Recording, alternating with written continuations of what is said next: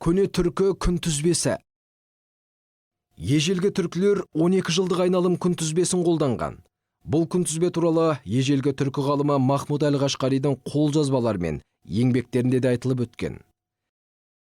Мүшел ұғымы. 12 жылдық айналым әрбір қазаққа мәлім. Мүшел айналымы бойынша есептеу көктемде күн мен түннің теңелетін күні 22 наурыздан басталады. Күнтізбенің пайда болу туралы аңыз бар. Бір күні түркі ханына бұрын өткен соғыстың күнін дұрыс айтпапты. Сонда хан кеңес шақырып, 12 шоқ жұлдызға сүйеніп, 12 жылдық айналым белгілеу және сол айналымдағы жылдарға ат қоюды ұсынды.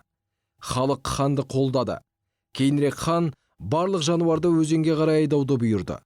Олардың 12-сі өзенді малтып өтті.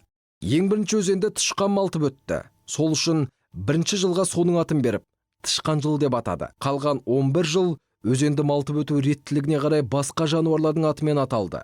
Есеп доңыз жылына дейін жүргізіліп, қайтадан Тышқан жылынан басталады. Қазақ халқының арасында осындай жыл санау сақталған. Әрбір қазақ мүшел айналымына аса құрметпен қарайды. Әрбір мүшел кезеңі жастың жаңа кезеңі. Балалық шақ, жастық, кәмелеттік және кәрілікке өту кезеңі болып саналады.